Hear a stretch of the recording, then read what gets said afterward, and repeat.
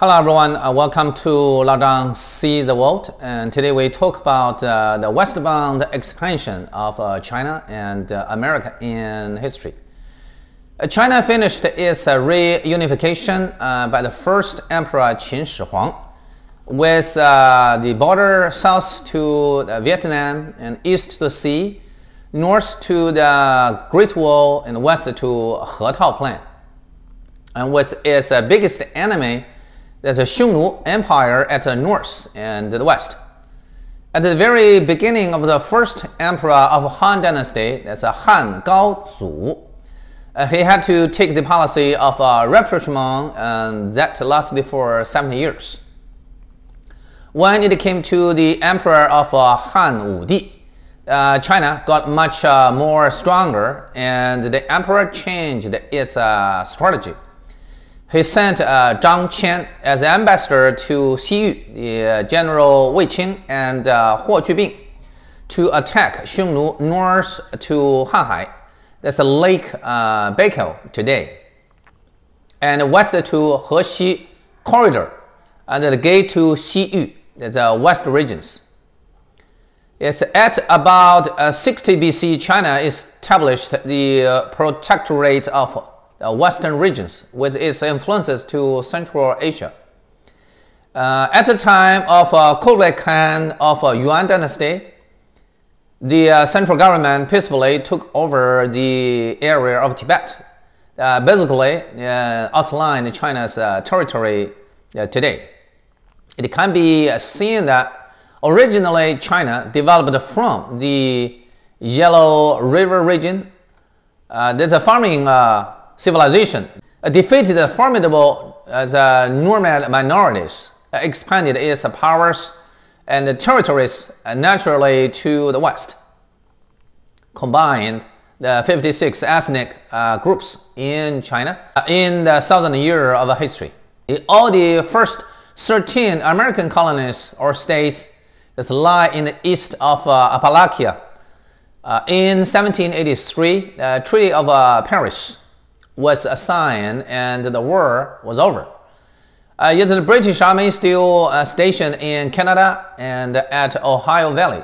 After U.S.-British the Jay Treaty in 1794, U.S.-Spanish Treaty of Pinckney in 1795, the Americans crossed over Appalachia Mountain and began to sail on Mississippi River. In 1803, Napoleon prepared European wars and reached agreement with America for the Louisiana Purchase, with America bought the 2.2 million square kilometers territory for $15 million US, and doubled the size of America. In the following wars on Mexico, the America acquired Texas, New Mexico, and California. In 1867, America purchased Alaska from Russia.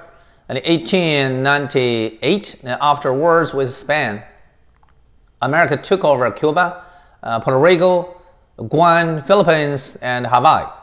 America has expanded westbound from the Atlantic to the west rim of the Pacific. Within more than 100 years, America became a big empire. That in the reign of Emperor Han Wudi, he assigned Zhang Qian twice as ambassador in 139 BC and 119 BC to Xiyu for a military alliance with the local powers there, and established connections between China's central regions with its northwest, which opened up the future Silk Road between the east and the west. Zhang Qian achieved success in his missions and in great discovery of the New World, contributed tremendously to Han Dynasty's triumph over Xiongnu, and he was promoted with the title of Bo Wanghou, the Marquis of Great Vision. Meanwhile, the Emperor of Han Wudi sent expedition armies for 3 times against Xiongnu, and emerged one of the greatest generals, Huo Jubing. Huo Qubing was born in 140 BC, and his uncle Wei Qing was the commander-in-chief. At the age of 16, Huo Qubing acted as the bodyguard of the emperor in 122 BC. Huo Qubing was 18, and he joined wars twice with his uncle Wei Qing. And he led a group of cavalry, about 800 people, that attacked the base area of Xiongnu and killed more than 2,000 enemy soldiers. And his gallantry won the praise of the emperor, and the young general also pledged to the final defeat of the enemy. The next year, in 121 BC, the Emperor Han Wudi assigned the 19-year-old Huo Qubing as a commander to begin military operations to the west of the Yellow River at the spring and summertime. Huo Qubing first attacked Yanzhishan Mountain, destroyed about 10,000 enemies, and then, after reorganization, he annihilated another 30,000 enemy troops at Qilianshan Mountains area. And the Xiongnu lamented for their defeat and the loss of large area of lands. After the battle, Xiongnu retreated to the north of the Big Desert, and the Han Dynasty established 4 counties at Hexi corridor. They were Jiuquan, Zhangye, Dunhuang, and Wuwei. Hexi corridor extends over 900 kilometers east to west, 100 and more kilometers from south to the north. The only passage from central China to northwest. And since then, this key area belonged to China. In 119 BC, at the age of 21, Huo Qubing, with his 50,000 cavalry, invaded north of the desert and destroyed more than 70,000 enemies, and finally reached Hanhai, the lake of Baikal today. At Langjushu Mountain, currently within the border of the Outer Mongolia, Huo Qubing is set elder and worshipped heaven, declared the mighty power of the Han Empire and his determination to beat up any aggressors. In 117 BC, 24-year-old Huo Qubing died suddenly, and then the Emperor Han Wudi underwent the state funeral for him, and his tomb still stands today at Maoling Imperial Cemetery, with its stone statue and inscriptions on the tablet, witnessing his legendary life and great achievement. After America won the independence war, its former allies France and Spain were unwilling to give up their spheres of influence on American continent and prevented the Americans to Mississippi River, New Orleans, and Florida. Yet with Napoleon's failure in Haiti, West Indies, his dream of American empire broke, and had to turn his focus on the wars in Europe.